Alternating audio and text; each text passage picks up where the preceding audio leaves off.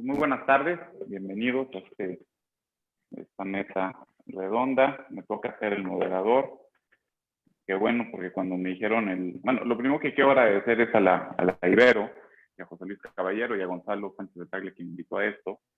Y también quiero agradecer que es la primera vez que me pongo saco durante, creo que 60 días, entonces también se agradece mucho. Tenemos un panel de lujo, como saben, esta mesa, este conversatorio se da en el marco de una serie de seminarios que está organizando la Ibero, que se llama El Derecho frente a la Pandemia. Y en este caso, lo que vamos a hacer en este diálogo se llama Estrategias Jurídicas Vinculadas con la Reactivación de la Economía Nacional. Yo no sabía que iba a ser moderador, eso también fue una gran noticia, porque cuando me hablaron de estrategias jurídicas vinculadas con la reactivación de la economía nacional, pues no sabía ni qué decir. Entonces yo voy a ser el último, voy a recopilar lo que dicen, voy a dar una o dos ideas, porque no creo que haya una estrategia jurídica para una reactivación, al contrario, y creo que de eso van a hablar. Por política de la mesa, no vamos a leer el extenso currículum de todos los que están aquí, son muy conocidos, y le pido a mi amigo José Rondán Chopa que pueda empezar con su intervención. Vamos a hacer 12 minutos cada uno para dejar tiempo para preguntas y respuestas de ustedes. Muchísimas gracias, y Pepe, te doy la palabra. Pues muchas gracias, Martín. Qué gusto estar con ustedes. A nuestras colegas, pues un gran honor. Y por supuesto, agradezco también la invitación del Departamento de Derecho y espero que podamos decir algunas cosas que valgan la pena para quienes nos están escuchando. Y efectivamente, la primera cuestión que se plantea es cómo pensar que podemos hablar de estrategias jurídicas para reactivar la economía en las condiciones en las cuales nos encontramos. Y bueno, la ventaja del derecho y de quienes hacemos de esto una profesión, sea en la práctica o en la academia, pues es nuestro punto de abordaje para una serie de problemas y por supuesto podemos echar mano de la caja de herramientas que tenemos. Yo plantearía una diversidad de cosas y en lo primero tiene que ver con las condiciones que se están creando todos los días respecto de la economía y por supuesto uno de los grandes actores de los escenarios es el gobierno federal y por supuesto qué medidas está tomando coyunturalmente la estrategia y también cómo va generando un clima que va a tener un impacto en la economía.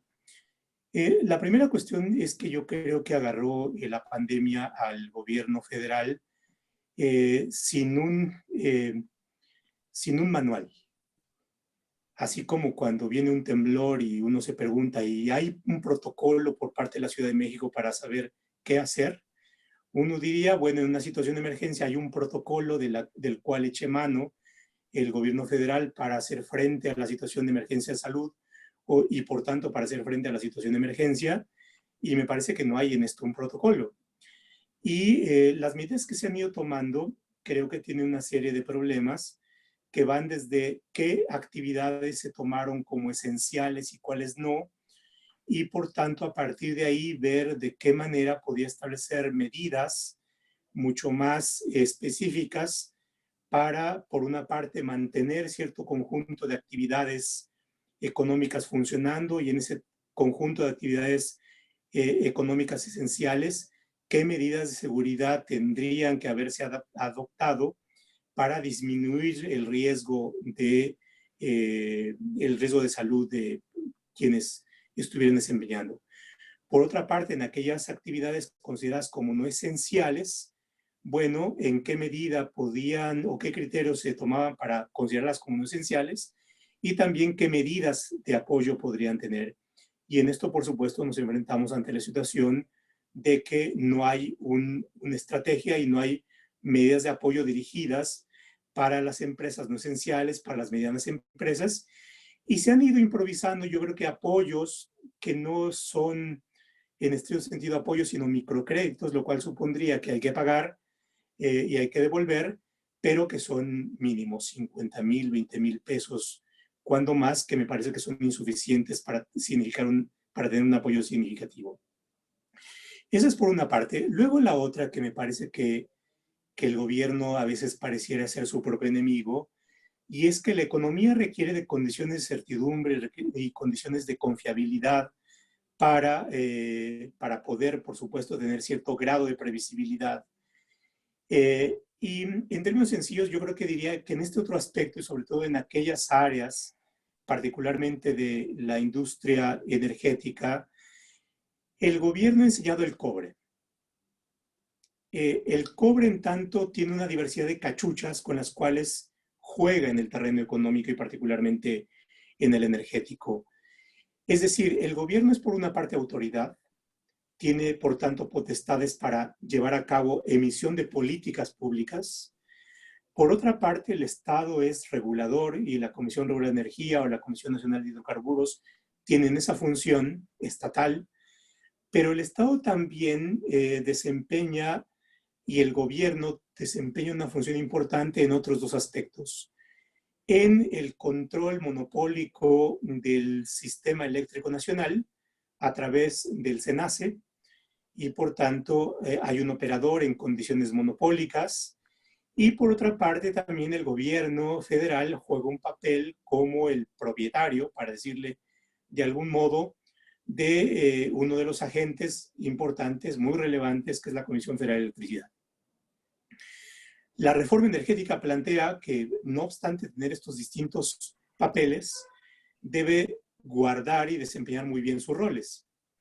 Y el rol es, bueno, si eres gobierno o si eres regulador o si operas en condiciones monopólicas, tienes que tener un terreno de neutralidad y, por tanto, tratar de igual manera y en condiciones no discriminatorias a tu empresa, pero también a las empresas que en el mismo terreno están funcionando. Y en el caso del mercado eléctrico debiera ser así. Y cuando digo que está sacando el cobre, lo que estoy diciendo en términos llanos es que está alterando estos roles.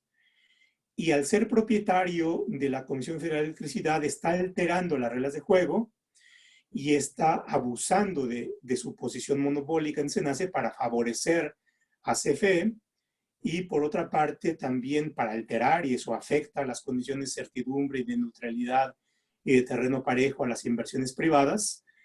Y por otra parte, la Secretaría de Energía, que ocupa una silla en el Consejo de Administración de CFE, que ocupa la presidencia en el órgano de gobierno de SENACE, y que es la Secretaría de Energía, que puede emitir políticas, emite políticas dando instrucciones a CRE, a SENACE, para decir lo que tienen que hacer. Y ahí es donde decimos que está cambiando las reglas del juego. Y esto nos lleva, por supuesto, a un escenario post-COVID, y vamos a terminar con una serie de actividades económicas en donde las reglas del juego, por la vía de hecho, se han alterado, y esto creo que como país no nos pone en las mejores condiciones.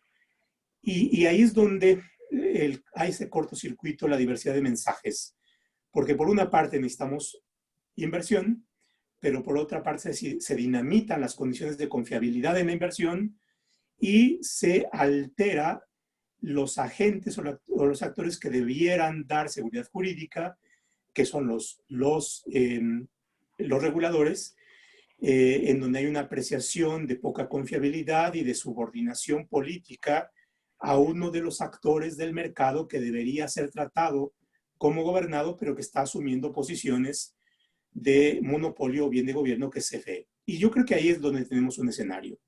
Y concluyo con lo siguiente. Yo creo que esto nos da una diversidad de escenarios post-COVID. Creo que vamos a terminar con una serie de actividades económicas alteradas. Creo que vamos a terminar con un escenario de desconfianza y de dudoso apego a la legalidad en la economía. Y eso afecta a un elemento central, que es certidumbre y confianza que debiera dar un gobierno. Vamos a terminar con un escenario de alta litigiosidad y estamos viendo las primeras resoluciones de los tribunales. Un escenario en donde probablemente se activen mecanismos de inversión de tratados de libre comercio, lo cual también en el contexto internacional no precisamente es la mejor cara que debiera vender el Estado mexicano. Y bueno, ya no me metí, pero viene otra parte, el sector de hidrocarburos y los impactos que podemos tener con la percepción de los mercados internacionales sobre la solidez de Pemex y por tanto la solidez del Estado mexicano. Y bueno, yo creo que con esto ya tendríamos un buen punto de al menos una referencia para lo que resta de la mesa y para lo que puede venir después, ¿no? Gracias. Muchas gracias, Pepe. Se respetó a cabalidad del tiempo. Perfecto. Muchísimas gracias. Ahora cedo la palabra a una gran abogada, muy amiga mía, Erika Mendoza. Pues no, tampoco necesitas presentación, no te puedo presentar, abogada de la Libre, de su despacho. Adelante, Erika. Muchas gracias, Martín. Pues mira, para pegarme al tiempo estricto de participación de cada uno, para dejar espacio para preguntas y respuestas, a mí me gustaría, bueno, somos abogados y nos tocó un tema, pues, muy de economía, ¿no? El tema de esas estrategias jurídicas para buscar reactivar la economía. Entonces, pensando en eso, me gustaría sentar sobre la mesa estos conceptos jurídicos fundamentales para trabajar de la mano con economistas para desarrollar políticas públicas que puedan llevarnos a un buen puerto. Antes de entrar a estos conceptos jurídicos fundamentales, me gustaría mencionar de manera muy somera, pues, que todas estas medidas que ha tomado el gobierno, tanto en abril y mayo, pues no pueden ser consideradas, estos decretos y acuerdos dictados por el presidente, no pueden ser considerados medidas para reactivar la economía. Más bien estamos hablando de recortes, reorientación de recursos públicos, ¿no? Desde esta extinción de fideicomisos, y voy a agarrar para mi vaquita el dinero de los fideicomisos públicos que no tienen estructura, bajar salarios de funcionarios públicos, quitarles el aguinaldo, ¿no? Parar programas de gobierno y priorizar otros programas de gobierno, pues me parece que no podemos considerar las medidas de reactivación económica, ¿no? Porque en realidad lo importante tampoco es, y me gustaría poner esto sobre la mesa, no es lo mismo gastar menos que gastar eficientemente, ¿no? Y las medidas que hay no son suficientes. Ha dicho, vamos a crear 2 millones de empleos. Bueno, ¿con qué transparencia? ¿En dónde? ¿Cómo? ¿No? Vamos a aumentar la inversión en infraestructura. ¿Dónde? ¿Cómo? Tampoco dice nada. Efectivamente están los créditos a pymes, tanto del sector formal como del sector informal, que realmente son, como mencionaba José Roldán, pues créditos de 25,000 pesos que ascienden creo que a 50 millones de pesos, que no hay una correlación entre las medidas de recorte y reorientación de recursos públicos con este tipo de medidas, ¿no? No hay una correlación. Y creo que por eso hay un descontento generalizado en la población y pues este miedo de decir, viene una crisis económica o estamos en una de las peores crisis económicas y no hay política pública para la reactivación, ¿no? Inclusive leía un artículo esta semana que me gustaría traer a colación porque me pareció muy interesante lo que decía Jaime López Aranda. Decía, en los tiempos de crisis es cuando necesitamos a los políticos y a los líderes, ¿no? Cuando todo va bien, pues los políticos inclusive hasta a veces se estorban. Justamente, y en palabras de Jaime, la naturaleza del Estado es ser precisamente esta última línea de defensa frente al caos. Y bueno, ahorita el caos es la crisis económica y la última línea de defensa, pues esperaríamos que fuera política pública, ¿no? Entonces, entrando un poco en materia, por ejemplo, en China, que han empezado a aperturar, viendo un poco este tema comparado entre países, en China dicen, nos estamos dando cuenta que es mucho más fácil cerrar una economía que reactivarla, porque para cerrar una economía, pues das la orden de que se cierren los changarros, cierras los negocios y ya. Para la reactivación, al parecer ahora el problema que se están enfrentando en China es, ya están abiertos los restaurantes, están abiertos los comercios, hay oferta, pero la gente no está queriendo ir a gastar, ¿no? Entonces no hay flujo económico en el mercado.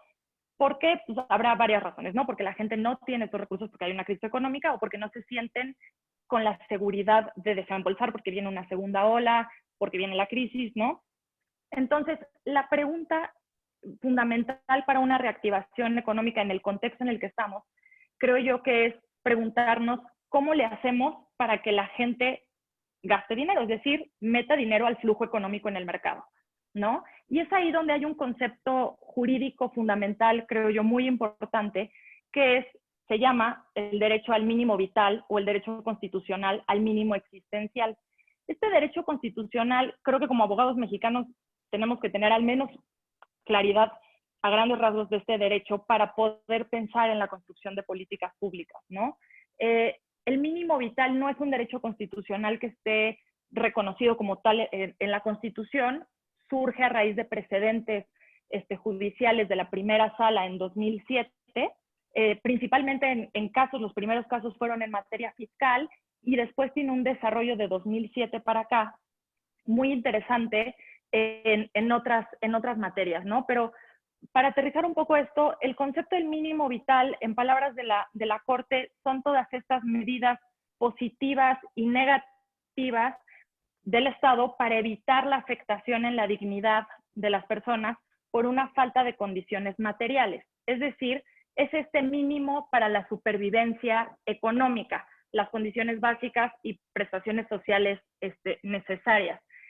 El mínimo vital se ha utilizado no solo en materia fiscal, sino en cuestiones de salarios mínimos, derecho al agua, por ejemplo, en el derecho al agua potable, cuál es el mínimo vital para el derecho al agua, en vivienda, en educación.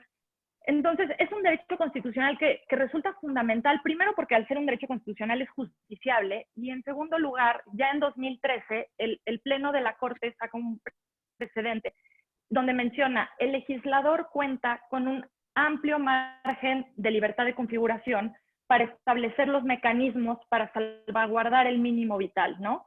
Entonces, un poco la lógica o el hilo conductor sería, si tutelamos el mínimo vital como derecho, va a haber una relación directa en el flujo económico, por más mínimo que sea, ¿eh? O sea, no estamos hablando de volvernos una potencia mundial, pero si le garantizas a la gente este mínimo vital, este mínimo para la supervivencia económica, podemos pensar en que va a haber un flujo en el mercado económico, ¿no? Entonces, es aquí donde creo que la relación y donde podemos trabajar muy de la mano abogados con economistas con este tipo de conceptos jurídicos. Ahora, entonces, la pregunta se vuelve pues, muy sencilla. ¿Cómo o cuáles son las medidas que podemos tomar para garantizar el mínimo vital, ¿no? Entonces, digo, sin entrar mucho a detalle, hay muchas opciones, desde salarios de subsistencia, seguros de desempleo como política pública, sí, transferencias directas de dinero, que entiendo que hay renuencia en determinadas personas de hacer transferencias directas de dinero, que mejor llamarlos, la verdad, transferencias directas de dinero que créditos que no se van a pagar nunca, ¿no? Que un poco sabemos eso, ¿no? Pero si lo pensamos como una construcción de una política pública con una razón de ser para tutelar un mínimo vital que nos va a generar flujo, entonces quizás podemos cambiar esta percepción en este tipo de políticas públicas porque tienen una razón de ser, ¿no? Por ejemplo, medidas que tiendan a garantizar el seguro social para personas que pierdan su empleo, o no necesariamente seguro social, pero derecho a la salud en personas desempleadas. Otras de las medidas que garantizan el mínimo vital en tiempos de crisis son, por ejemplo, apoyos para reducir costos operativos de las pymes. Y es aquí donde se vuelve muy paradójico, porque uno de los costos operativos de las pymes, pues es la energía eléctrica, ¿no? Como bien mencionaba José Roldán, pues no sé si tiene sentido en una crisis económica dar medidas de política pública energéticas que su impacto, probablemente bien o mal tomadas, sea subir costos de costos operativos para que las pymes no puedan no quebrar, ¿no? Entonces, por un lado tenemos esto, medidas que garantizan el mínimo vital para pensar en políticas públicas. Y por otro lado, si volteamos a ver lo que están haciendo muchos países europeos ahora, dicen, tenemos que inyectar dinero, porque cuando garantizas el mínimo vital realmente no inyectas tanto dinero a la economía para una reactivación real, ¿no? Lo que dicen los países europeos es, se tiene que inyectar dinero al mercado para que haya un flujo económico, ¿no? ¿Quién tiene dinero para inyectarle al mercado en un tiempo de crisis? Pues normalmente el Estado, ¿no? ¿Cómo gasta el Estado para inyectar dinero en el mercado? Aumentando gasto público con proyectos de infraestructura, ¿no? Pero entonces ya la lógica de los proyectos de infraestructura es absolutamente otra. No es el capricho de los proyectos de infraestructura que tenía yo desde un inicio y que son prioritarios para mi gobierno, sino proyectos de infraestructura que tienden a una reactivación económica. Interesante porque el World Economic Forum señalaba que esta crisis presenta una oportunidad para construir sociedades igualitarias y más sostenibles. Y se vuelve interesante, me gustaría mencionar ya para acabar de aterrizar esta lógica e importancia de los conceptos jurídicos fundamentales en la reactivación de la economía a través de políticas públicas, dos ejemplos. El primero es en Ámsterdam, aterrizando esto, ahora se dan cuenta que esta crisis económica va a generar que el 20% de los arrendatarios, después de pagar su renta en Ámsterdam, que es muy caro, no van a poder tener dinero suficiente para subsanar o cubrir sus necesidades básicas. Entonces, ellos construyen una política pública bajo la siguiente lógica. ¿Cuál es el mínimo vital en ese riesgo? El puesto en riesgo, pues el de vivienda, ¿no? El mínimo vital de vivienda. ¿Cuál es la política pública? Y dice Ámsterdam, tenemos este problema que se nos viene encima, entonces vamos a construir casas metiendo dinero al flujo económico con infraestructura para aumentar la oferta y que bajen los precios, ¿no? Esa es su política pública. Pero al mismo tiempo, dicen, tenemos un reto, que es hacer esta infraestructura de manera tal que no violemos compromisos internacionales, y ahí hay otro concepto jurídico importante en la reactivación económica, porque dicen, altos proyectos o grandes proyectos de infraestructura tienden a altas emisiones de CO2 y tenemos compromisos internacionales en materia de medio ambiente. Entonces, nuestro reto es cuidar ese mínimo vital de vivienda con una política pública de infraestructura que le inyecte dinero al mercado, pero lo tenemos que hacer de manera sostenible para cumplir con compromisos internacionales. Y entonces ahí es donde ves que hay la posibilidad de crear política pública con una visión, estructura y orden que vaya hacia algún lado, ¿no? En una reactivación económica, una razón de ser.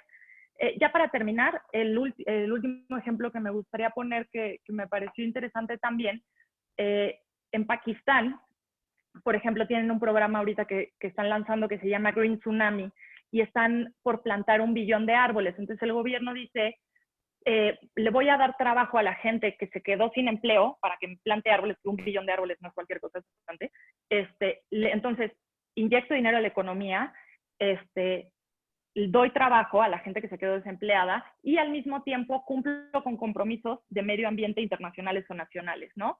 Entonces, creo que como abogados, para trabajar con economistas, nos podemos quedar con esta lógica, ¿no? Si consideramos la tutela del mínimo vital como un presupuesto para la reactivación económica, creo que podemos construir política pública muy interesante, ¿no? Por ejemplo, el tema de los alimentos. Ya para terminar, el World Economic Forum también señala que la pandemia podría duplicar la hambruna en el mundo. Entonces ahí tienes otro problema, que es la alimentación, ¿no? El mínimo vital de la subsistencia económica alimentaria básica, ¿no? Entonces hay países donde ven este tipo de problema, ven la afectación a este mínimo vital y dicen, por ejemplo en Francia, el gobierno tiene bancos de alimentos. Entonces si hay esta amplia configuración legislativa, como dice la Corte, para que el legislativo instaure los mecanismos para proteger el mínimo vital, pues podríamos reglamentar o regular, legislar de manera muy concreta con este tipo de objetivos y tener un banco de alimentos a cargo del Estado, ¿no? O sea, como ideas un poco al aire. Creo que con eso concluiría y pues ya, nos esperamos a las conclusiones que hagas. Muchas gracias, Erika. Efectivamente. Y bueno, por último, Irene Levy, que me confieso su fan, leo todas sus columnas, nos acompaña desde Canadá y ella tampoco necesita presentación. Les dejo a Irene. Muchísimas gracias. Muchísimas gracias, Martín. Sí, muy interesante. La verdad es que coincido contigo, Martín. El título es, por decir de alguna manera, es retador, el título de la mesa. Es difícil que los abogados pensemos en términos económicos, pero yo creo que cada vez más tenemos que meternos en este tipo de cuestiones, y ahora me parece muy pertinente que se haya organizado este foro relacionado con el derecho y la pandemia. Agradezco a José Luis Caballero la invitación y saludo a mis compañeros del panel. Pero hay que decirlo claramente, este problema económico no viene por la pandemia. Es decir, la pandemia viene a agravar el problema económico que teníamos, porque ahora va a ser muy fácil que todo el mundo le eche la culpa al coronavirus y entonces se diga, bueno, es que el coronavirus y el desempleo es el coronavirus. No, o sea, hay que recordar que ya teníamos números difíciles. Sin embargo, efectivamente, por ejemplo, en Estados Unidos se perdieron solamente en marzo 700,000 empleos.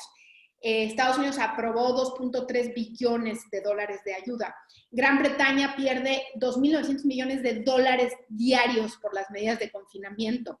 Entonces, pues tenemos números difíciles y en México tenemos números difíciles, nada más que no los tenemos porque no nos los dan, pero seguramente también son números difíciles.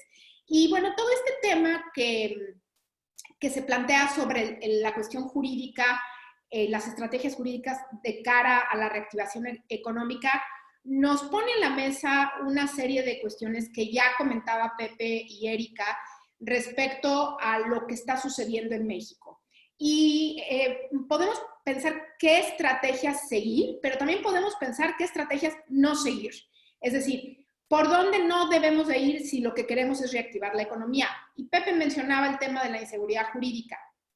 Y efectivamente, estamos ante una serie de, diría yo, de actos paralegales, por decirlo de alguna manera, como las consultas públicas que definen decisiones económicas. La más reciente fue la de la cancelación de la cervecera, esta Constellation Brands en Mexicali, por la cual, a través de una consulta en la que participó el 3% de la población, se definió que esta cervecera, que ya contaba con los permisos de agua y una serie de permisos, incluso ya había arrancado un buen porcentaje de construcción, se definió cancelarle los permisos. No digo que no se revise lo hecho anteriormente, sin embargo, los canales jurídicos que se deben de tomar no son políticos, son jurídicos. Es decir, si, como dijo el presidente, la cervecera había caído en actos de corrupción para la obtención de los permisos de agua, entonces se tenían que haber seguido los canales jurídicos para cancelarle la construcción. Por otro lado, tenemos una serie de adjudicaciones directas, es decir, nuestro marco jurídico prioriza la licitación pública y establece excepciones tanto para las adjudicaciones directas como para las invitaciones restringidas. Sin embargo, no es novedad, en México se tiende a tener la tentación hacia las adjudicaciones directas, pero estamos ante un gobierno que ha aumentado el número de adjudicaciones directas.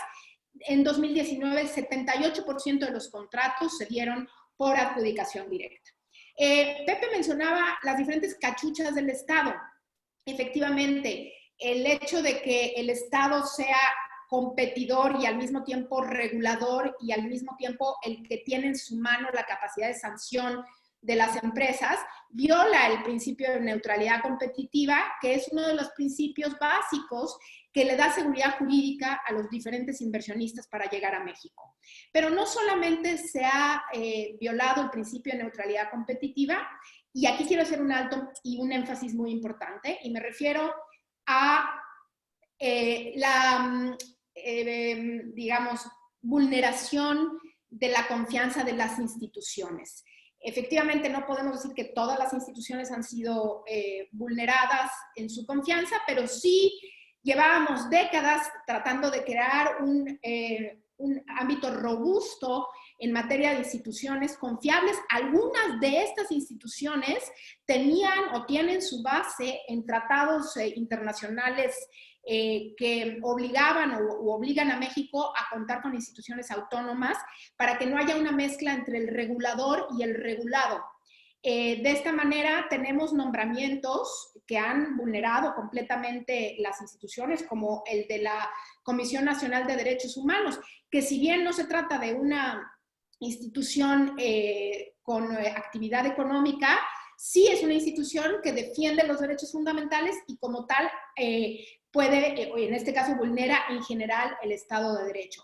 Pero no nada más, recordemos el caso de la CRE, cuando nombraron a sus comisionados, que en lugar de irse por la parte, digamos, de facultades o de atribuciones o de capacidad de los currículum de los participantes, pues se fueron más por cercanía con el actual gobierno. Tenemos también, sigo enumerando esta serie de puntos que nos dan inseguridad jurídica y que a la inversión le va a dar inseguridad jurídica y ya actualmente la tiene, tanto nacional como internacional o extranjera. Tenemos un gabinete que se ha apartado de las facultades especificadas en la Ley Orgánica de la Administración Pública Federal.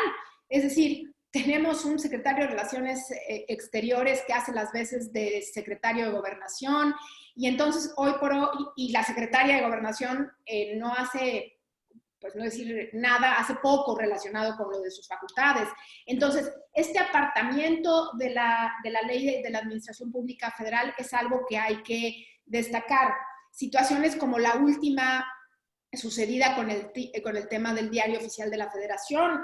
Creo que los que estamos aquí, yo por lo menos nunca había visto que se publicara algo en el Diario Oficial y al día siguiente se retirara, ¿no? Esto es un precedente muy grave que se está teniendo en el país en materia de seguridad jurídica. Retomo lo que dijo Pepe respecto a la violación de algunos tratados de libre comercio, específicamente en el caso de NAFTA. Casos como el de la cervecera Constellation Brands y otros que pueden ser tratados como violatorios del NAFTA y ahora del TEMEC, por violar la cláusula Ratchet, así llamada, que tiene que ver con que una vez que se liberaliza una actividad no se puede volver a restringir, tanto individual como generalmente, o bien una expropiación indirecta en el caso de la cervecera, porque ya había hecho varias inversiones en el territorio nacional. Y por último diría yo, no es exhaustiva mi lista, pero algo que para mí es fundamental para la seguridad jurídica tiene que ver con la falta de transparencia y la falta de comunicación clara. Es decir, no conocemos, lo dijo Erika en su oportunidad, no conocemos los datos, no conocemos los números detrás de estos planes o programas que se anuncian. Mencionó Erika el tema de la creación de 2 millones de empleos en 9 meses, cómo el plan de infraestructura, cómo se va a realizar, dónde están los proyectos, dónde están los planes.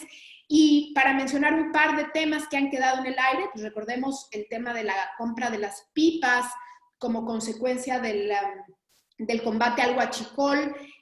Nunca más supimos qué pasó con las pipas, hubo algo de información y ahí se quedó. ¿Y qué pasó con el huachicol? Tampoco hemos sabido si esta práctica está erradicada o disminuyó y en cuánto. Son temas que crecen comunicacionalmente durante las conferencias del presidente y jurídicamente no tienen ningún sustento, como el famoso dicho de se acabó la corrupción.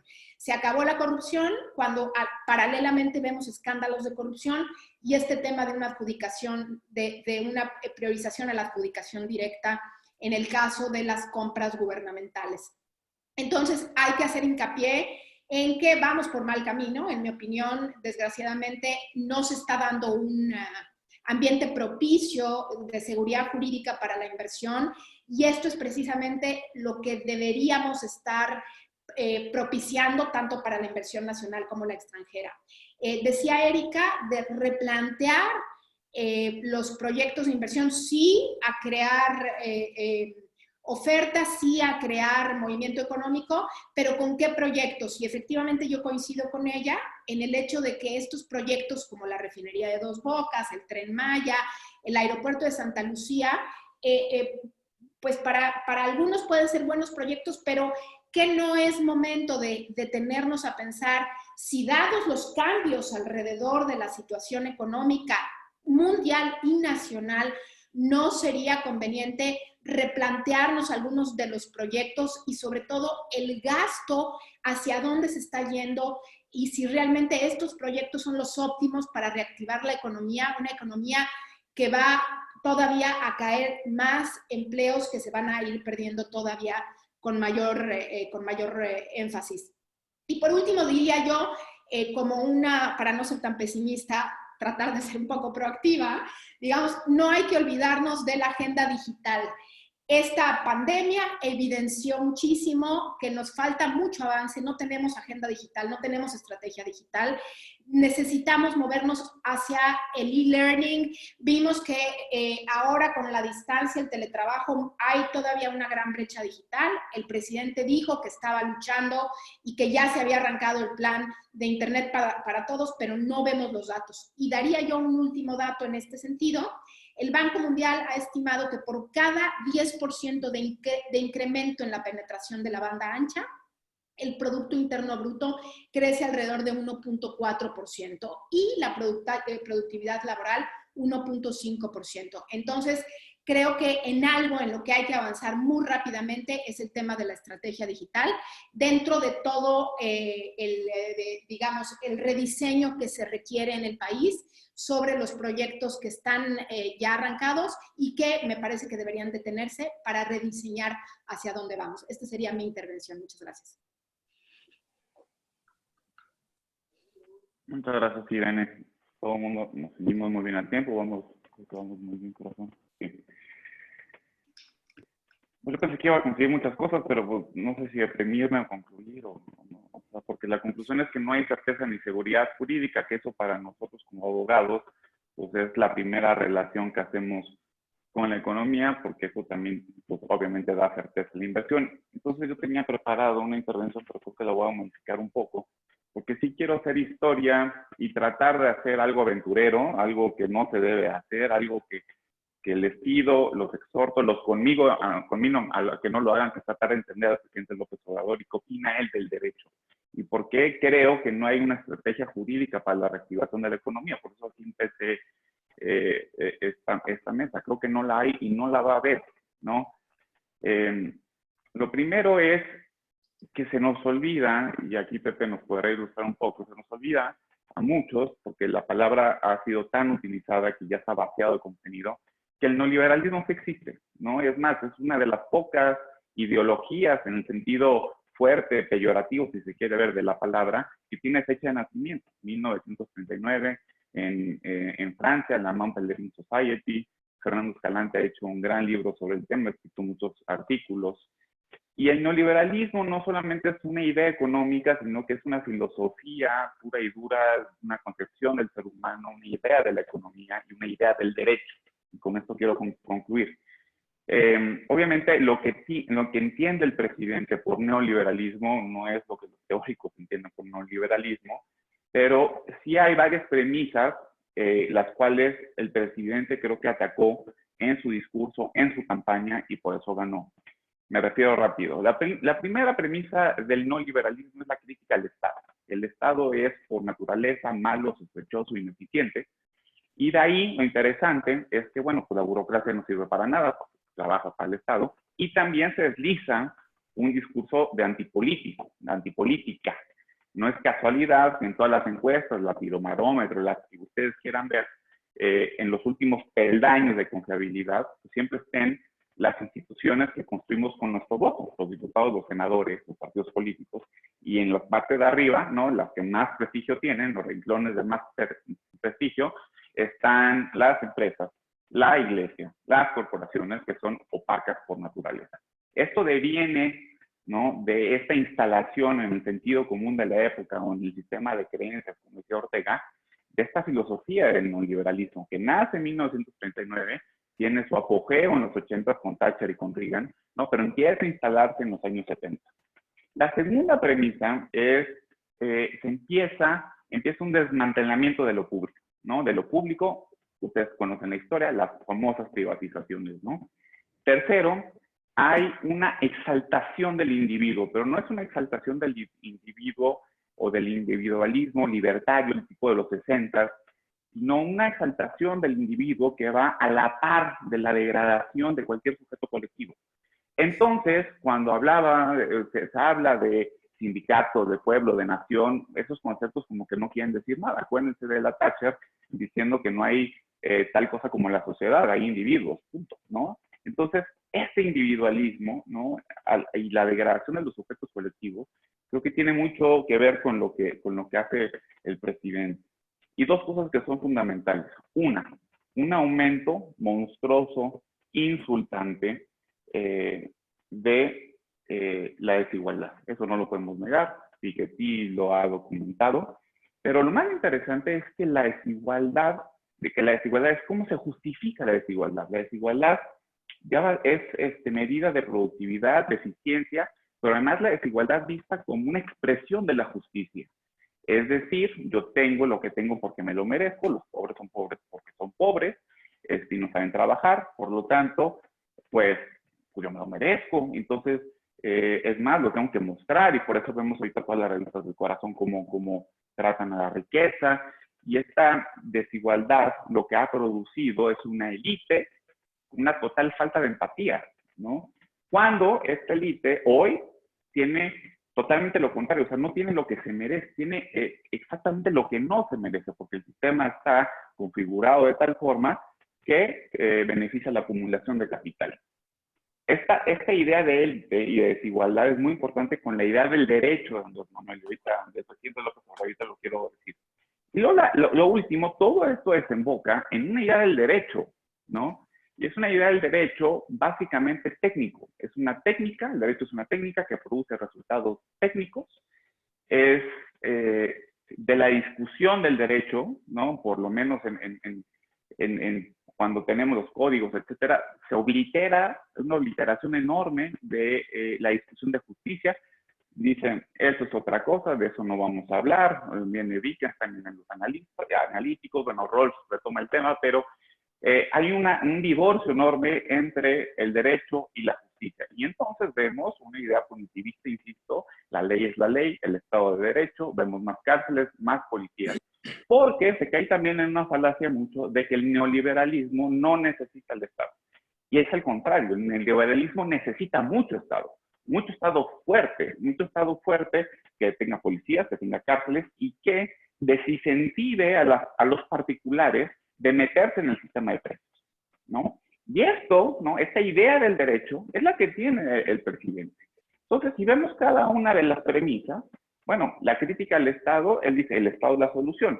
Una idea del Estado muy rara, ¿no? Porque no es la palanca del desarrollo, ahorita no lo vemos hablando, pero ahorita voy a eso. Es una idea del Estado como comunidad, donde el desarrollo del ser humano se va a dar. Dos, pues ante el desmantelamiento de lo público, él tiene, no voy a decir que unas ideas de nacionalizar todo, hay quienes dicen que sí, él quisiera tener fábricas de nacionalización de todo, o sea, que él produjera todo. Castañeda es uno de los que dice eso, yo creo que no tanto, pero por ahí va, pues sí, una sospecha ante lo privado. Y esto tiene mucho que ver con estas ideas de reactivación económica. Y luego el individualismo, frente a lo individual, pues él está pregonando una república amorosa, él está pregonando que todos nosotros somos unos pobres franciscanos, que de repente vaya a brotar la solidaridad entre nosotros. Y ante la desigualdad, una denuncia la desigualdad y otro denuncia esa élite, ¿no? Esa élite. Dice, es que hay una élite que nos controla y que controla las decisiones. Y frente a la idea del derecho sin justicia, él dice, no, por arriba está la justicia. Y eso nosotros como abogados solamente nos pone los pelos de punta porque decimos, bueno, pero sí, pero ¿qué idea de justicia? ¿Bajo qué modelo de justicia? Hay muchas ideas de justicia. Se puede hablar racionalmente de justicia, pero dígame usted, señor presidente, ¿qué cree que es justo? ¿No? Porque lo que usted cree que es justo puede ser no justo, ¿no? Y también la certeza y la seguridad jurídica tiene una dosis de justicia, lo decía Radbruch, lo decían muchos teóricos, ¿no? Hart, estos elementos mínimos del derecho natural que debe tener todo sistema jurídico. Si nos concentramos en los dos últimos puntos, esta idea de desigualdad y esta élite, y si vemos también esta idea del derecho, y luego leemos, que también los conmino, aunque no lo lean, el ensayo que publicó este fin de semana, pues vemos redondo la idea que lo que está pasando no es casualidad lo que está pasando. Lo que decía Irene de que ya estábamos mal, tienen toda la razón, ya estamos muy mal, pero para el presidente es una petición de principio, porque si el neoliberalismo está en crisis, ¿no? Y su modelo, el neoliberalismo está mal, su modelo está bien. Yo apliqué mi modelo desde que yo llegué, por lo tanto todo lo que pasa sigue estando bien.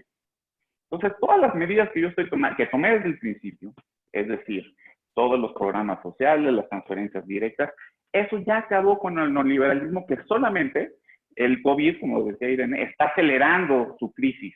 pero yo ya hice lo que tenía que hacer. Ya van a llegar los apoyos directos a más de 23 millones de personas, aceleré algunas cosas, ya le quité ese poder a la élite ya no manda en este país, y por lo tanto yo mando aquí, ¿no? Mando sobre el mercado y sobre esas élites, y además el derecho, la verdad, no me importa tanto. No me importa tanto, y lo hemos visto, aquí tengo ahorita lo fui anotando, tengo los ejemplos lo vimos en lo de los fideicomisos, ¿no? Se extinguen los fideicomisos, Erika y yo escribimos un artículo, no sabemos en qué va, no sabemos cuáles se han extinguido, no sabemos dónde está el dinero, ni a qué se va a destinar, y los recursos sean 850 mil millones de pesos, lo que podía realmente tener el presidente eran 250 mil millones, pero los derechos de terceros no sabemos dónde, o sea, qué va a pasar ahí, y como decía Pepe, va a venir, yo creo, una alta litigiosidad en el mundo post-COVID. Y luego vemos este decreto precioso de austeridad, ¿no? Donde es entre poema, retórica y realismo mágico, donde de un plumazo, dice, pues a mí no sé, o sea, aunque en la Constitución esté el aguinaldo, pues yo te lo quito. Y aparte, como el padrino, te da una oferta que no puede rechazar, lo cual es una contradicción lógica, ¿no? Una oferta que es que tú vas a donar tu 25%. Y luego vemos una iniciativa de ley para reformar la ley de presupuesto, que no es cualquier iniciativa, porque le quita la facultad más importante a la Cámara de Diputados, que es controlar el gasto, aprobar y controlar el gasto. Entonces, todas estas expresiones son expresiones en donde realmente está haciendo a un lado lo que entendemos nosotros por derecho, por una idea de la justicia, y donde lo está haciendo, obviamente, por la emergencia, porque, como decía Erika, nada más está reorientando el gasto, pero nada más, pues no le importa la legalidad, ¿no? Luego lo vimos también con la Guardia Nacional, con el decreto último, que también es ilegal, eso lo debería haber hecho el Congreso de la Unión, así mandataba la Constitución, y ahora vamos a tener pues una medida extraordinaria, ordinaria, no ordinaria, extraordinaria, una cosa que ya se van a encargar de la seguridad pública. Y luego también vemos una cosa muy interesante de la que vamos a tener que hablar los abogados, porque también implica una modificación enorme al constitucionalismo. O sea, vemos un atraco a la división de poderes por parte de esta ley de presupuesto, pero también esto, el pacto fiscal, lo que están planteando los gobernadores, estas controversias que están planteando, es realmente complicado, porque ahorita sí están los gobernadores diciendo, bueno, ¿y cómo le voy a hacer frente? ¿Y qué va a pasar si después viene esto? Porque, recordemos, la última convención hacendaria que se realizó en este país fue en 1977 o 76. Entonces, obviamente, ahorita, en momentos de crisis, está esto. Todo esto, ¿qué quiero ejemplificar? Que el presidente lo está haciendo solamente para asignar recursos y porque tiene una idea, y así lo pone en su libro, que también los conmino a que no lo lean, es el neoliberalismo para él es una forma de gobierno que tiene la prosperidad de pocos en el sufrimiento de muchos. O sea, todo esto que yo dije, bueno, él se queda nada más con esto, es una idea elitista del sistema de gobierno, entonces de ahí deriva una idea del derecho. Entonces, en este gobierno no podemos esperar mucho de ideas jurídicas, de certeza, etcétera. Lo único que podemos esperar es, yo creo que más de esto, y sí tenemos que alzar la voz y seguir haciendo esto, y pues tratar de defender los derechos que nos quedan. Hasta en mi intervención, muchísimas gracias, y las preguntas que quieran hacer, aquí están. Yo me decía, pero yo soy moderador, entonces tengo que ver las preguntas, ¿no? Se leen, me imagino. La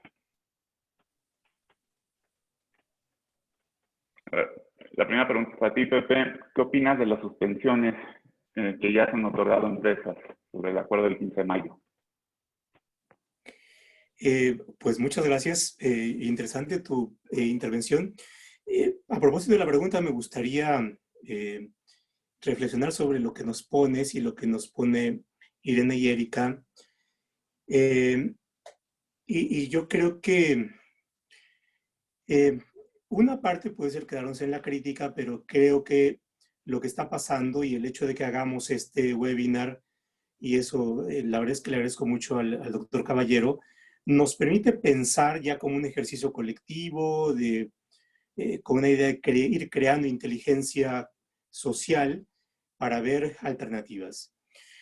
Y la primera cuestión tiene que ver con lo siguiente. Por supuesto, podemos hablar del neoliberalismo de distintas maneras y yo creo que ha habido un extraordinario éxito en crear un enemigo, pero el riesgo de crear un enemigo como un bulto y con la definición que tú leíste es también no ubicar adecuadamente y cuando hay una responsabilidad de gobierno, contra qué se está dirigiendo y a quién se está identificando o qué se está identificando como neoliberalismo. Y por tanto no es más que el éxito de crear un enemigo al que le puedes achacar cualquier culpa, incluyendo tus propios errores. Y entonces caes en el panfleto. Trasladado esto, lo que tenemos con el derecho es que si no te tomas como gobierno en serio al derecho y solamente son algunas frases aisladas, caes en un decreto presidencial, que es una forma de hacer panfletos jurídicos.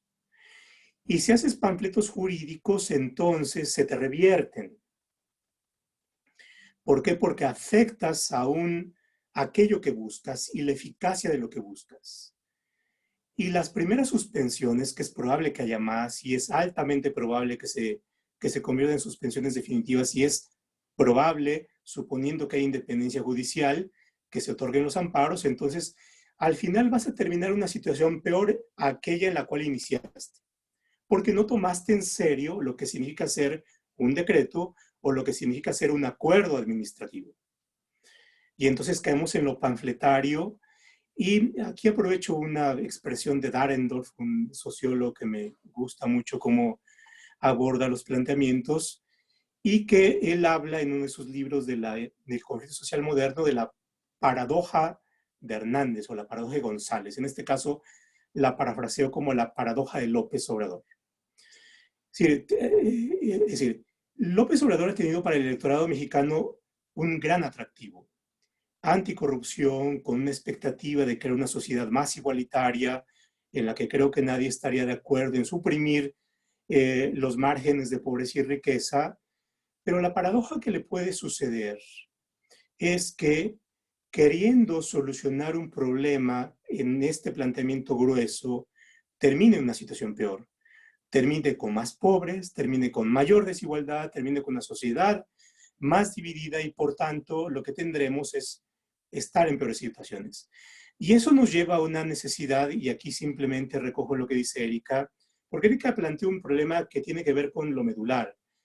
Y es, así como los economistas tienen que regresar a ver a Keynes, los economistas, vamos a llamarle neoliberales, tienen que regresar a ver a Keynes, creo que los abogados tenemos que regresar a ver a los ideólogos del Estado social, porque el mínimo vital tiene que ver con este concepto que se formuló desde los primeros teóricos alemanes del Estado social, la procura existencial, es decir, el Estado tiene, y aquí tiene que ver cómo concebimos al Estado, y ahí yo creo que los abogados también no solamente tenemos la función de hacer técnicas o de hacer medios, sino también hay una parte ideológica, y el derecho también tiene su parte ideológica, y es qué es el Estado y cómo concebimos el Estado y para qué sirve el Estado y cuáles son las funciones del Estado.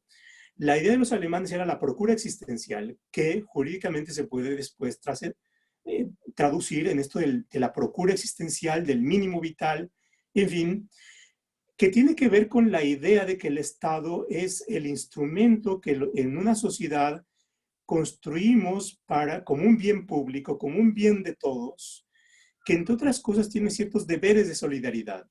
Es decir, cuando nos pasa la epidemia, cuando nos viene el terremoto, cuando tenemos una situación de enfermedad y no podemos por nuestros propios recursos hacerle al homo económicos liberal y salir rascarnos con nuestras propias uñas, debemos tener el Estado como la red que nos permite hacer frente a las situaciones como ahora de pandemia, en donde nuestros esfuerzos individuales son insuficientes y por tanto tenemos esto como colchón. Pero para esto tenemos que tomarnos el Estado en serio. Es decir, tenemos que tener nuestro protocolo de para qué sirve el Estado cuando tenemos que romperlo en caso de emergencia.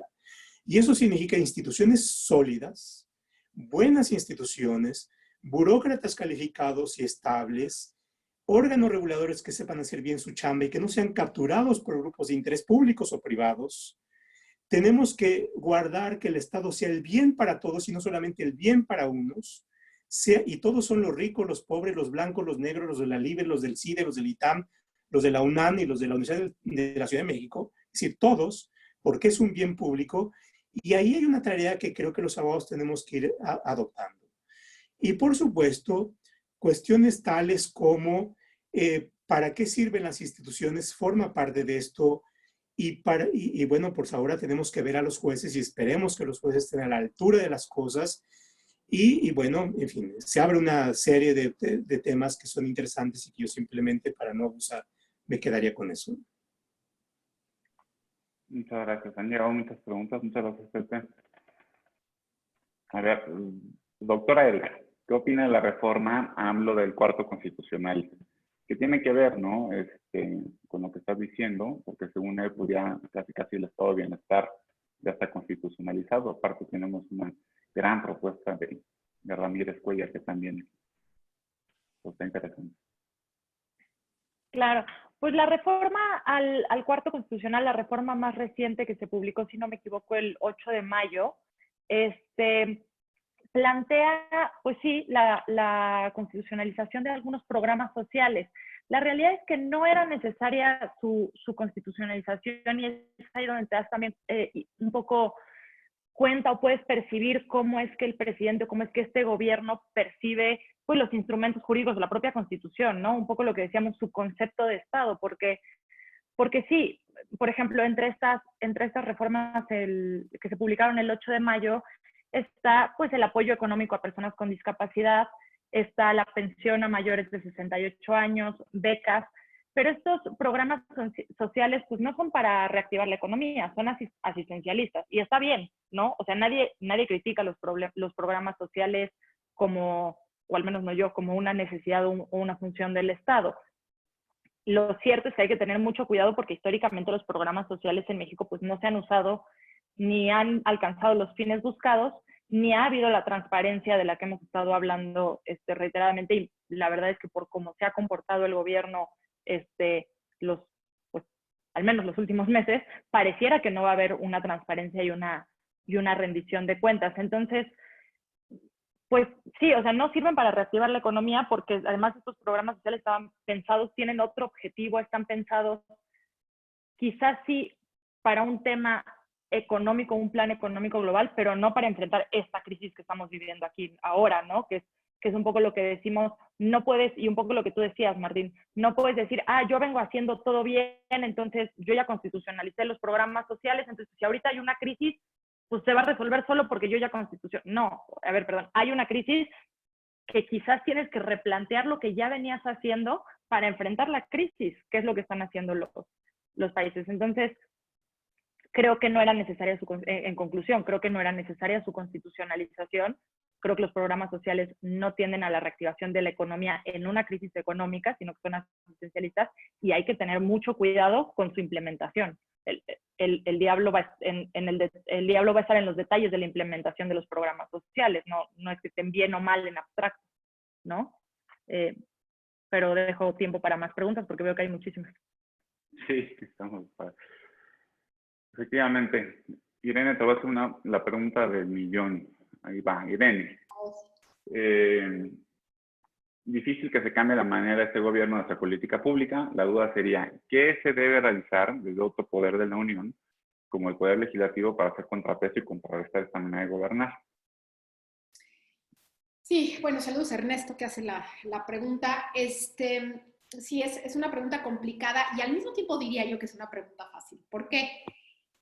Porque el problema que estamos enfrentando ahorita es que no estamos seguros, y lo dijo Pepe en algún punto, como 2 veces dijo, sí es que los jueces van a actuar de manera autónoma, o una cosa así, fraseaste Pepe, y yo diría lo mismo con el Poder Legislativo. Estaremos en los próximos meses, años, frente a una verdadera división de poderes, y entonces aquí lo que me queda es decir que la única esperanza al panfleto jurídico como lo mencionó Pepe, es la división de poderes real. Es la única esperanza. De tal suerte que lo que hemos visto hasta ahora en el poder legislativo es una especie de no completo contrapeso. Sin embargo, ha habido iniciativas que han detenido porque afortunadamente políticamente, repito, políticamente, Morena está muy dividido. ¿Cómo nos ayuda eso? Bueno, nos ayuda haciendo un contrapeso interno del propio partido que al mismo tiempo ayuda o hace las veces de una especie de contrapeso entre los poderes. Eso, digamos, hasta ahorita nos ha salvado de algunas cosas, no de otras, como por ejemplo la que se mencionaba de la modificación del cuarto constitucional, que afecta, no afecta, es demagogia, ¿no? Punto. Otras, algunas como la modificación mediante la cual el presidente de la República se eliminó la facultad de condonación de impuestos, que me parece que fue un error. ¿Por qué? Pues porque probablemente en una pandemia como la que tenemos necesitemos esa facultad, y para eso estaba diseñada. Que se usó mal en el pasado, bueno, se usó mal en el pasado. ¿Qué leyes modificaría yo para reactivar la economía y demás? Yo creo que desde luego se requiere una revisión fiscal profunda, desde luego. No soy yo experta en el tema, pero estoy segura que se requiere una reorganización del gasto para específicamente destinada a la pandemia. Aquel domingo de abril en la que el presidente López Obrador hizo su anuncio tan esperado por todos respecto de este programa de reactivación económica, y nos dejó a todos esperando cuándo iba a dar este anuncio, porque lo único que dijo fue el Tren Maya, la refinería Dos Bocas y demás. Entonces yo creo que sí se requiere una modificación fiscal, pero lo que más se requiere es el respeto a las leyes. Es decir, en mi opinión, el andamiaje jurídico que tenemos no es malo. Tenemos un andamiaje jurídico bueno si se cumpliera como es. Un ejemplo, y con esto termino para dar pie a algo más, el ejemplo del acuerdo de la política energética de la Secretaría de Energía, por medio del cual se publica el 15 de mayo, por medio del cual se saltan las normas relacionadas con la ley de mejora regulatoria. De esta manera, bueno, pues tenemos la ley de mejora regulatoria, que es razonablemente buena, siempre tiene oportunidad de mejora, pero ahí la tenemos. ¿Y qué sucede? Que llega el panfleto jurídico, que ya, Pepe, voy a tomarla, no sé si tengas derechos registrados, pero amé tu frase, entonces llega el panfleto jurídico y lo que hace es pasarse por el arco del triunfo la ley de mejora regulatoria, con ello todo el tema de la MIL. ¿Qué va a pasar? El litigio, que esperamos que haya un poder judicial autónomo que haga contrapeso al panfleto, y que va a pasar lo que dice Pepe, que al final de cuentas quedamos peor porque se revierte la situación a como estábamos después de un gran desgaste político, un gran desgaste jurídico y la sensación de inseguridad jurídica que nos queda absolutamente a todos. Entonces, yo creo que sí, la cantidad de leyes que se requieren modificar para mí son pocas. Lo que hay que hacer es realmente respetar las leyes que se tienen y no salir con estas ideas que han salido incluso algunos legisladores con iniciativas de las afores y una serie de cosas que parece que son llamaradas que sueltan para ver qué sucede, y luego van apagando, ¿no? Pero ojalá contemos con una verdadera división de poderes que haga contrapesos al interior. Totalmente de acuerdo. Yo sigo insistiendo que el presidente no va a cambiar en nada. El título de esta mesa debería haber sido, debería tener alguna advertencia: si quiere salir más deprimido, menos deprimido, no lo vea. Buenas noticias. Aparte ahorita que la salud mental está sufriendo. Por eso quiero hacer esta pregunta para todos, porque es una pregunta muy interesante de Alfredo Álvarez. Dice Alfredo: durante lo que va del sexenio, ¿se ha hecho algo bajo el marco jurídico que beneficia a la economía? Nos las hemos pasado siendo un poco pesimistas. Yo respondo rapidísimo. Yo creo que hay dos cosas. Una, el aumento del salario mínimo, que no es menor. Eso yo creo que bien. Y lo del TEMEC, aunque no fue de este gobierno, pues lo ratificó este gobierno, y le sigue apostando mucho al TEMEC. Interesante neoliberal que cree en, digo, anti-neoliberal que cree en el comercio exterior y se doblega a Estados Unidos en todo, pero ese ya es otro debate. No sé si quieren responder ustedes algo bueno que haya pasado, no todo puede ser malo, espero. Bueno, creo que inicio, ¿verdad? A ver, pues yo coincido contigo en que hay algo relevante que es el aumento del salario. Me parece que es importante, me parece que no todo es malo en las políticas de apoyo a sectores vulnerables, pero, eh, pero resulta incompleto porque cuesta. Es decir, hay que sostener, si hay becas para los jóvenes y demás, alguien tiene que pagar, tenemos que pagar. Y ahí es donde necesitamos a un Estado fuerte. Y creo que eso es, y creo que no hay una visión y al contrario pareciera ser que las cosas van en camino en dirección contraria porque en lugar de crear un Estado fuerte, se va creando un Estado escuálido que carece de capacidad de respuestas aún para atender aquello que supondría serían las prioridades de un gobierno de corte social. Pensemos en salud, es decir, por supuesto, las cosas no iniciaron con la toma de este gobierno y venía atrás, pero si revisamos el gasto en el presupuesto de egresos en salud, disminuye. Si vemos, hubo un desmantelamiento. Si vemos, hubo despido de médicos. Y por tanto, nos agarraron las cosas en las peores condiciones posibles. Entonces, yo creo que no aprecio una visión de mejoramiento y un fortalecimiento institucional, sino por el contrario, intento, si ahora viene esto de desmantelar los fideicomisos públicos, creando una peor situación de aquella que se supone se dice resolver. Y bueno, este fue mi ejercicio optimista. ¿Alguien más con algún optimismo? Irene, Erika. Pues sí, hay que mencionar algunas cosas buenas también, ¿no? Para que la gente no se vaya tan deprimida. Como lo comentamos inclusive tú y yo muchas veces, Martín, cuando estábamos haciendo el artículo de los fideicomisos cuando se extinguen, decíamos, a ver, no es que esté mal el objetivo de la revisión de muchos de estos fideicomisos y del uso de recursos públicos que durante muchísimos años ameritaban una revisión, quizás muchos ameritaban que desaparecieran algunos fideicomisos públicos. Sin embargo, como tú y yo lo concluimos, pues no son las maneras, no es la transparencia, no es la revisión, ¿no? Creo que llegar con navaja a hacerlo, el objetivo quizás es bueno, ¿no? Por ejemplo, lo mismo con la ley de amnistía. Yo creo que la ley de amnistía está, como es la implementación, se cruzó un poco este tema de la pandemia también para una implementación y tenemos tantas cosas en el foco público que a veces nos perdemos, ¿no? El tema de amnistía no lo veo mal.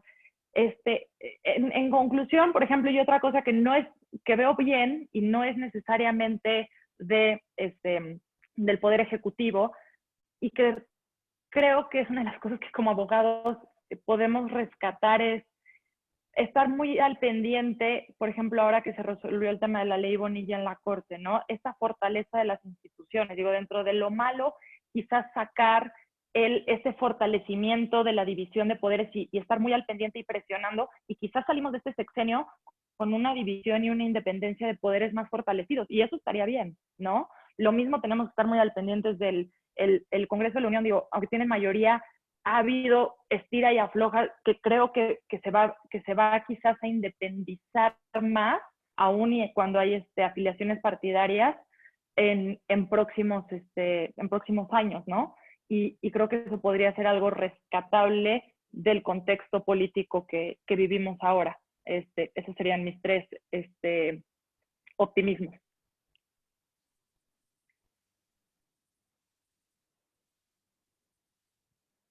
Pues si quieren, la última pregunta para todos, para concluir, porque ya nos pasamos el tiempo. Ya no la encuentro, pero no sé por qué si la borraron, pero está muy interesante, que decía, bueno, ¿y cómo ven este regreso a la normalidad, la expresión jurídica y qué derechos se pueden ver vulnerados si este regreso a la normalidad no se da con criterios razonables? Ayer me preguntaron esto, y sí, o sea, lo que yo creo es que el Estado, pues el Estado federal, los gobiernos estatales y las empresas, sus patrones, pues deben de tener muy buenas razones muy fuertes para mandar a sus trabajadores ahora sí que al campo de batalla, exponerlos porque están en riesgo su vida, ¿no? Entonces, hablando de racionalidades y de argumentación, las razones deben ser muy fuertes. El problema es que no están muy bien explicitadas. Pero esta regreso a la normalidad, obviamente, entra en juego derechos, el derecho a la salud, el derecho también a la subsistencia, esta dicotomía o este falso debate, a mí se más entre economía y salud, porque pues, los dos protegen, al final, si no tienes que comer, también te mueres, es vida. Pero ustedes qué opinan, ¿qué derechos se pueden ver en juego en lo inmediato? Porque esto ya está pasando en Ciudad de México y en todos los estados están tomando medidas diferenciadas de regreso a la nueva normalidad. Pues, Erika, no encontré tu optimismo muy optimista en tu intervención, te tengo que ser sincera. Bueno, hiciste un intento y eso es lo importante, ¿no? Pues sí es interesante esto de la nueva normalidad y todo esto que se menciona. Yo en ese punto quisiera hacer otra vez como abogada una reflexión sobre digamos, estas formas que se han utilizado respecto de la pandemia. Empezamos desde el acuerdo del Consejo de Salubridad General, publicado el 31 de marzo o el 30 de marzo, en el que se hacen una serie de puntualizaciones, como dijo Pepe, de las actividades esenciales y de las no esenciales, etcétera, etcétera. Pero lo interesante, y es que aquí es bien importante cómo podemos ver el desprecio al derecho. Y no quiero, digamos, subirme al barco filosófico que mencionaba Martín sobre la justicia y el derecho natural y tal. Sí, simplemente quiero formularlo de manera sencilla. ¿Por qué veo el desprecio al derecho y con ello, en mi opinión, la vulneración de una de las garantías que deberíamos de tener más claras en este tipo de situaciones, que es la seguridad jurídica? ¿En qué sentido? El lenguaje que se ha venido utilizando en los últimos panfletos jurídicos que se publicaron, incluyo el del Consejo de Salubridad General, incluyo el del este acuerdo de austeridad, no la ley de austeridad, sino un acuerdo que recientemente se publicó, y todos estos acuerdos que manejan un lenguaje que no es jurídico. ¿A qué voy? Son recomendaciones que se hacen sin utilizar el enforcement del Estado, recomendaciones que se hacen, pero que al mismo tiempo pueden, incluso se dice, pueden derivar en sanciones, pero que al mismo tiempo tienen que ver con deseos del presidente de enviar después una iniciativa legal, pero que al mismo tiempo son una serie de recomendaciones o de ideas o propuestas que se hacen desde el aparato gubernamental, de tal suerte que terminamos leyendo eso y nos quedamos peor que como estábamos.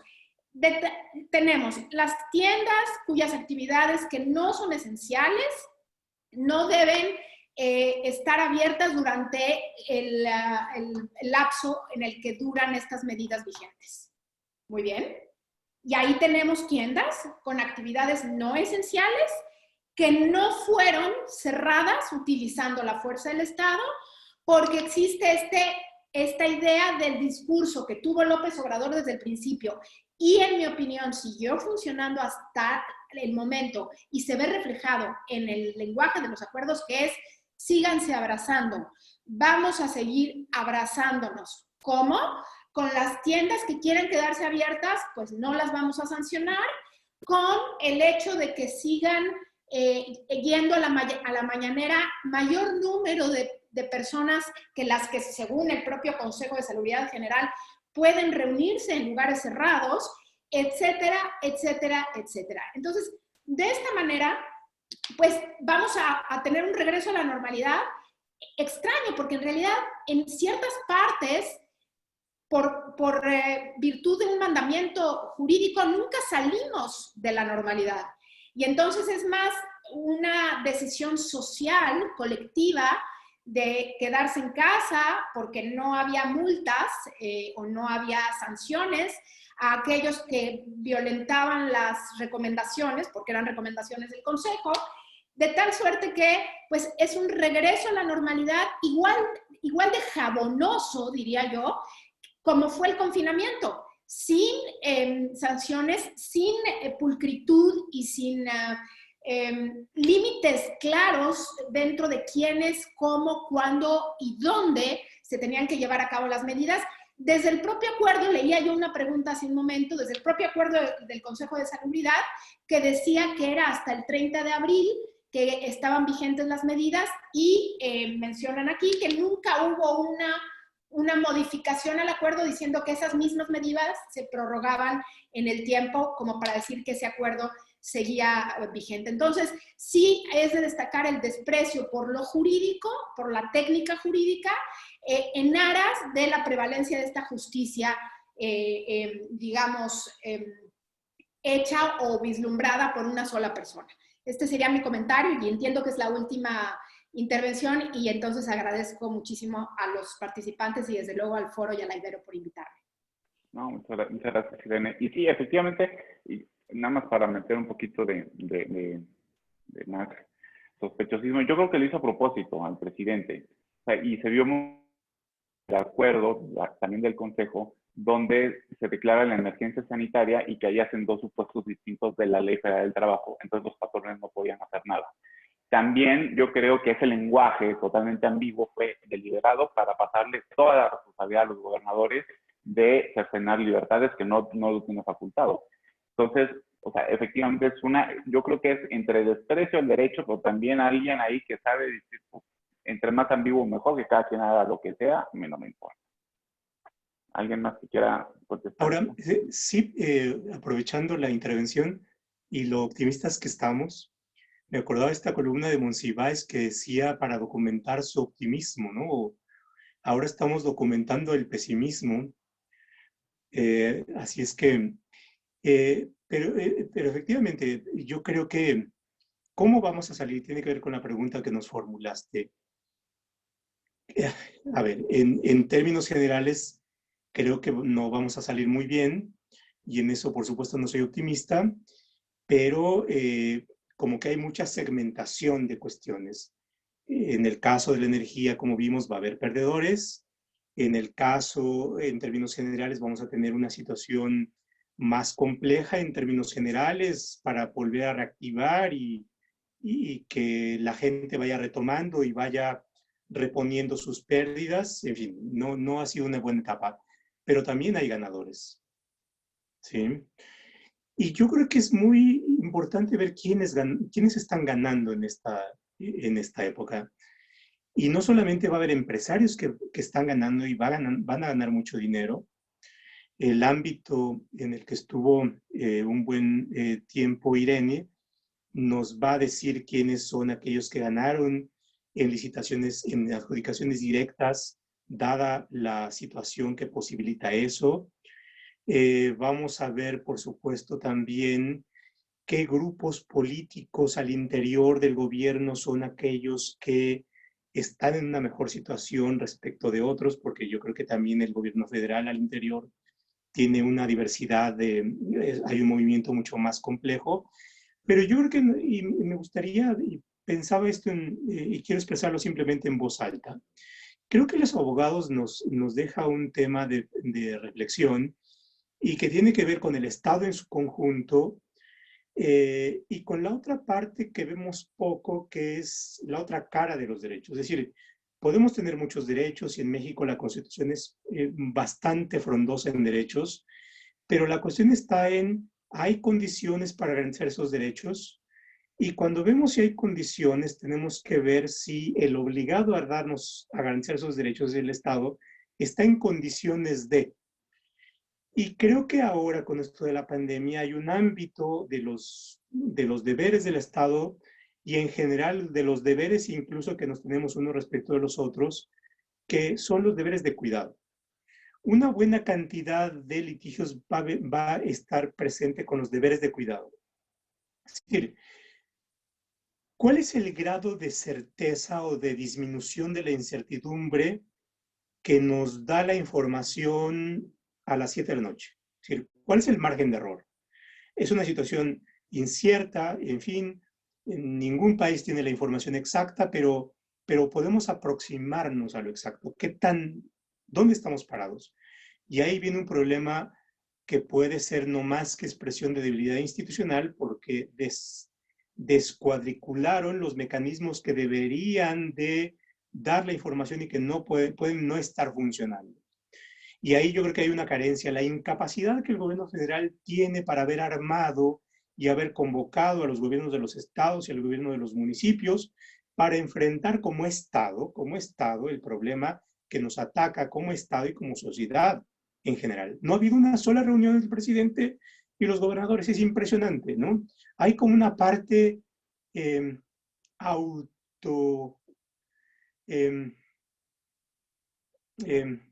inhibida del gobierno federal. Y ahí hay un problema. El Estado ha sido capaz y ha tenido la capacidad de respuesta para darle a los médicos la mascarilla que deben darle, el instrumental que deben darle, o está fallando el deber de cuidado de sus propios servidores públicos. El Estado ha tenido la capacidad para cuidarnos como sus habitantes y como su pueblo. Bueno, ahí hay una gran falla. Entonces tenemos que reflexionar en la parte de los deberes, de las capacidades del Estado y de los deberes de cuidado y las condiciones para cumplir esos deberes de cuidado. Una de las vertientes del litigio yo creo que va a ser responsabilidad patrimonial del Estado y el estándar de cuidado, el estándar de diligencia va a ser la pieza jurídica que va a estar jugando ahí, o en el caso de los trabajadores respecto de sus patrones y los riesgos de trabajo, en fin, creo que ahí hay un tema que yo creo que tenemos que pensar. Documento el pesimismo.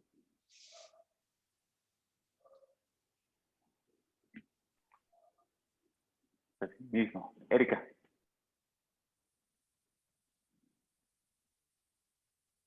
Pues no, ya no sé qué decir que sea optimista o seguimos en el rollo pesimista.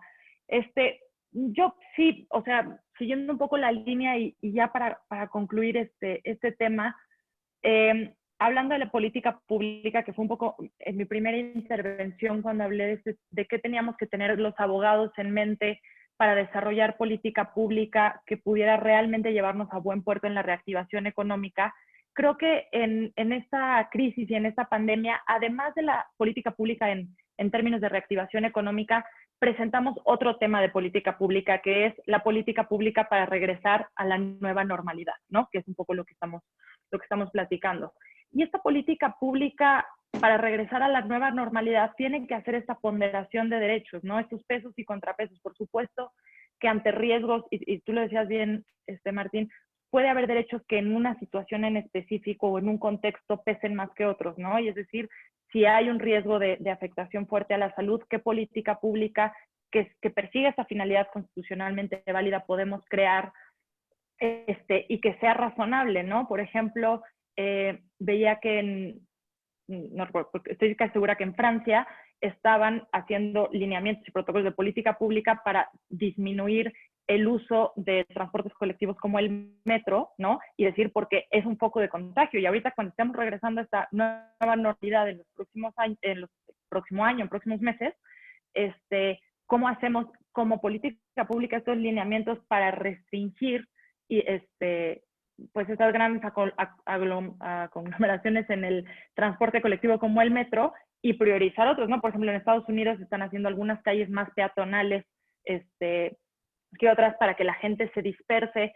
Y este es como el segundo paso en esta pandemia, ¿no? Tenemos la política pública que se tiene que desarrollar para reactivar la economía y la política pública que sí estamos esperando, como quien dice, como un deber del Estado de cuidarnos para regresar a esta nueva normalidad. El problema es la ausencia y la falta de capacidad, ¿no? Pero sí pensando en este papel del Estado y replanteándonos, como decimos, los abogados y regresar al origen de qué esperamos del Estado, pues al menos yo, y sí ahorita, esperaría una política pública que nos cuidara en esta nueva normalidad con un respeto y una ponderación de derechos, ¿no? Y con eso pues terminaría.